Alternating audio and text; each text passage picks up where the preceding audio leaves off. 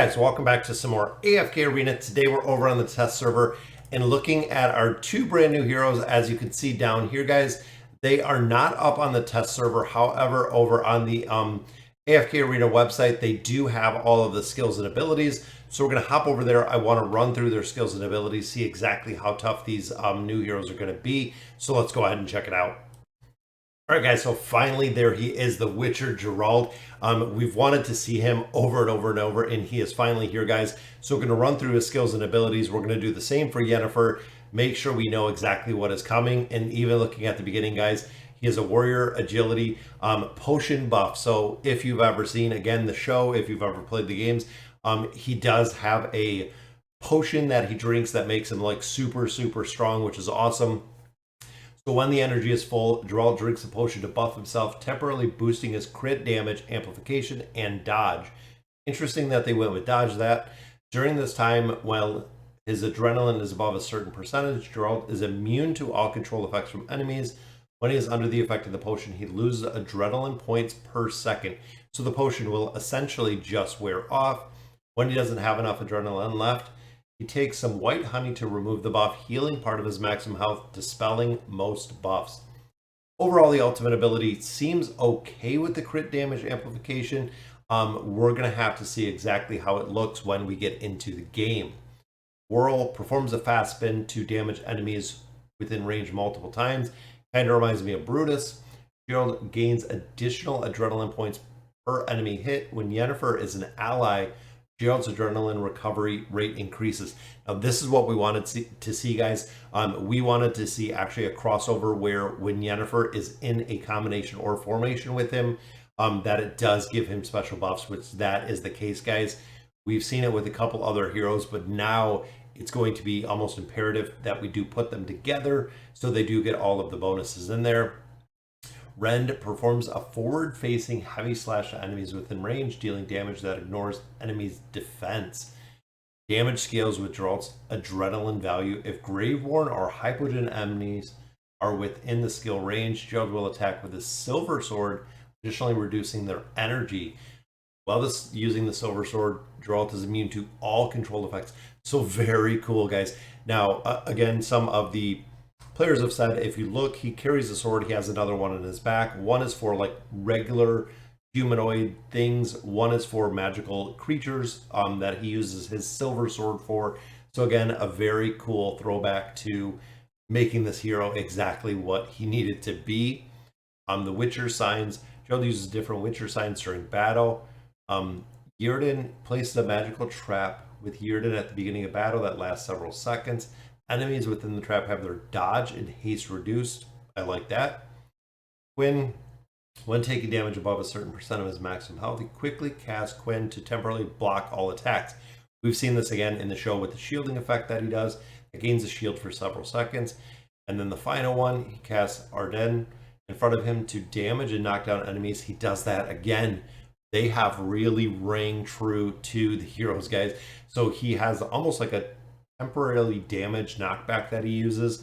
He uses the shields, which I like, and then of course he does use the magical traps. We've seen that before, or traps where they can't get through. Very cool, very cool. The wolf sword increases the attack range of World and Rend. Each time Geralt uses Rend, he increases normal attack and world damage for several seconds, which can be stacked up to certain times.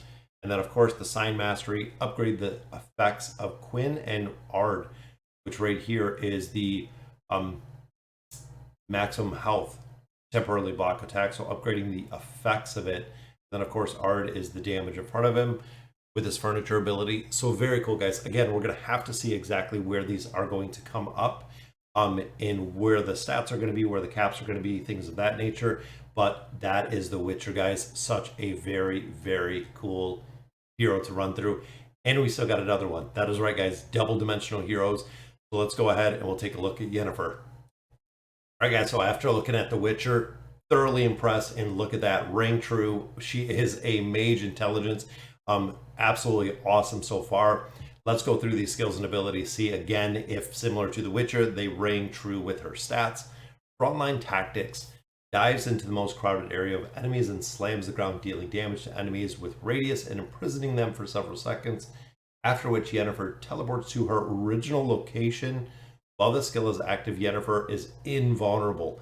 That is very, very cool, guys. So she's actually going to go, it reminds me kind of like Zafriel. She will actually dive into the area. She is going to imprison within a radius, and then go right back to where she was. Awesome. I like it so far. Lilac and Gooseberry's passive. Yennefer enhances enemies within a given range around her for several seconds, during which they will start attacking each other with normal attacks. If Geralt is an ally, he inflicts additional damage to the enhanced enemies.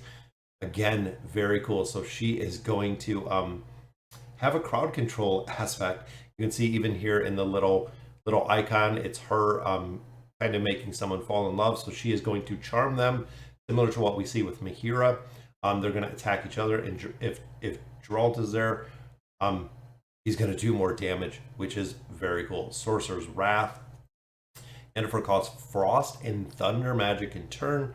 Frost magic channels a line of ice shards and ice storm, dealing multiple hits enemies in front. Each hit causes damage, knocking them back and stunning them. Now she has a mesmerize and she has a crowd control.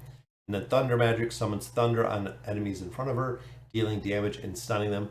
So again, both of those abilities, guys, are going to have a crowd control aspect, which is going to be amazing.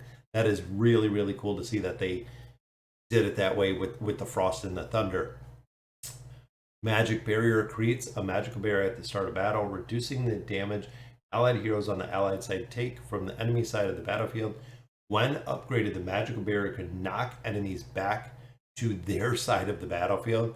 So then it's almost like Fane, where he's keeping people kind of locked down to one area. Again, guys, her crowd control is going to be incredible.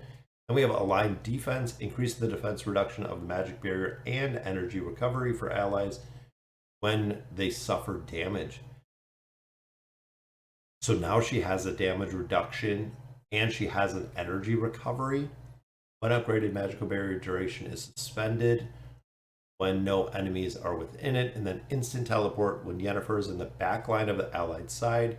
It greatly increases the range of frost magic, which we know was under Sorcery's Wrath. When upgraded, Yennefer can teleport herself and the enemy to the respective backlines when she receives melee damage. So it seems like almost that's going to be somewhat of a cheat death. So guys, they gave her a mesmerize effect.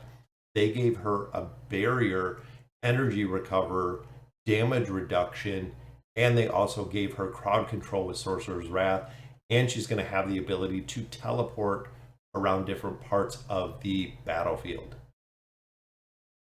Wow, that is absolutely incredible, guys, how they built both of these heroes. I honestly, again, being a very, very big fan of the show, I am pretty impressed with how they built them. It is awesome to see the skills and abilities ring true to what they're doing within the show or what they have done. I'm thinking this is a really solid collaboration between both of them, and they've had a lot of conversations about how the skills and abilities were going to look to ensure that everything kind of stayed true to what we have seen in the past. All right, guys, so even though we cannot test the heroes, we cannot see them, we now see their skills and abilities. We're going to have to check out the levels, see exactly the build when they do come up. I thought they'd be, long before this. 1.98 patch is already up, but still we have not seen both of these heroes on the test server or on global or anywhere. So guys, let me know in the comments what you guys think about them. And as always, thank you guys for watching.